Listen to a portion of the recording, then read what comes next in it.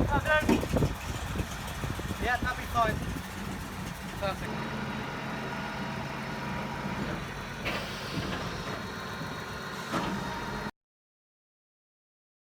So much to look forward to. We've got a few little surprises, and also a little later on, many familiar faces will be making their way back onto centre court, former singles champions who have graced these hallowed lawns. Well, while we are enjoying the majesty inside centre court, Claire Balding is just outside. Thank you, Sue. And this is a stadium that is as beautiful from the outside as it is on the inside. The plaque here commemorating the opening of it in 1922 by His Majesty King George V. And everywhere you look, the colours of Wimbledon reflected in the planting, but the history as well. The great British singles champions Virginia Wade, Anne Jones, Angela Mortimer here. But the ivy gives it a feeling that it is a living, breathing stadium. It's very formal as well. Good afternoon. Good afternoon to you. And down here, the other two British women who have won the singles title, Dorothy Round and Kitty Godfrey, back in 1924 and 1926. It really is a place that oozes class as well as history. And over the years, various modifications have been made. Here now, on the balcony is where the singles champions come forward to show the trophy down to the adoring crowd. Now, the first television coverage here at Wimbledon was in 1937, and this year we have a wonderfully restored scanner, a mobile control room, MCR 21. It's been restored by ex-BBC staff. The camera here as well, dating back to the 60s when this scanner would have been in use. And inside we would have had the director and the editor and engineering staff. Look at this. Oh my word, it is absolutely beautiful. This in itself is a piece of history. And it's the perfect place from which to look back on the history of centre court. As I say, Brian, run VT.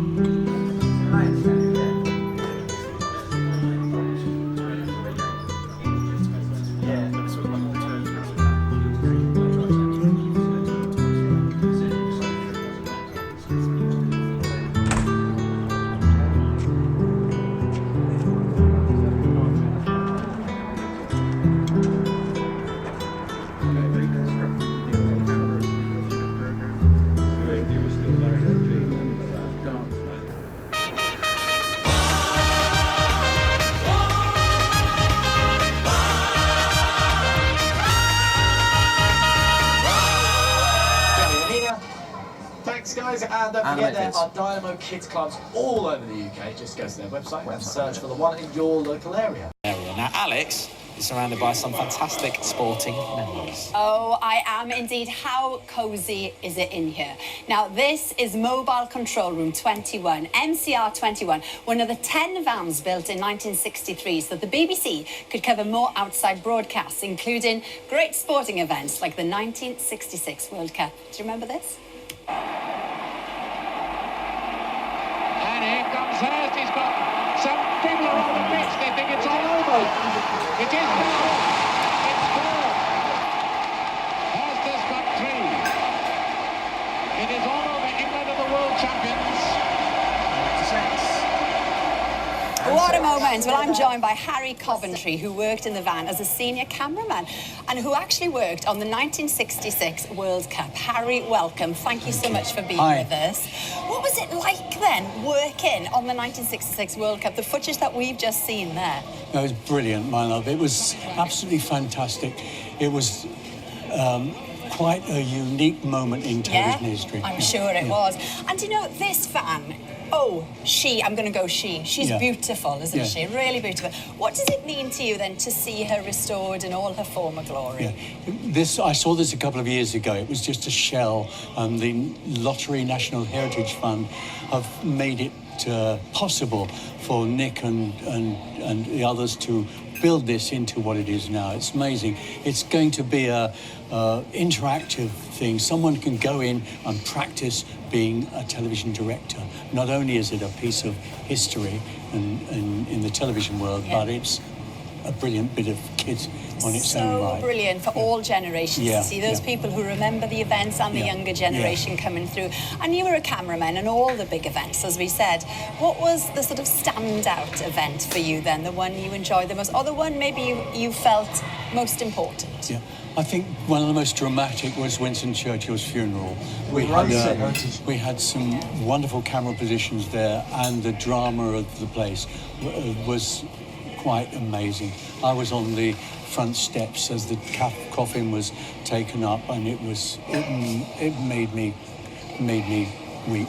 Oh, was this the type of camera then, Harry, that you would have been operating? Yes, absolutely. Just one of these with a zoom lens on the front, and it was our standard kit from 1964 onwards. It was brilliant. This was my first van as my first appointment as a senior cameraman, so it was special to me, absolutely special. You know, these cameramen we've got, they've got these lightweight machines, all they do is complain. Harry, you were the real deal. Well, but, you know, what's the plan now then for this brilliant van, MCR 21? The main thing is that we find a home for it that allows a lot of people, somewhere where lots of people visit, and so that they can appreciate it as a piece of television history, but they can actually use it because it will be interactive. People will be able to go in, work the mixer, direct their own programs. It will be a brilliant, brilliant draw for someone. Oh, it's so exciting. I've been in them this afternoon and it really is lovely. So thank you so much, Harry. Thank you so much. So this is, can I just say, Harry, this is an honour. Yeah, it's lovely, really. Hey, look, now the MCRT is part of the BBC's collection of 100 objects to mark its 100th birthday later this year. The One Show is joining the celebrations, and we'd love to hear from you. Did you have your 15 minutes of fame appearing on any of the BBC's best-known TV shows in the 70s, 80s and 90s, but never got to see it on the telly?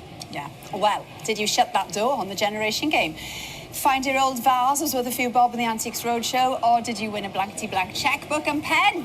Possibly. If so, get in touch. The One Show at bbc.co.uk. We haven't got time for any messages, have we? But we're going to say goodbye. Have a lovely weekend. See you later. I'll be back on Monday with JJ. Harry, thank you. My pleasure. Yeah.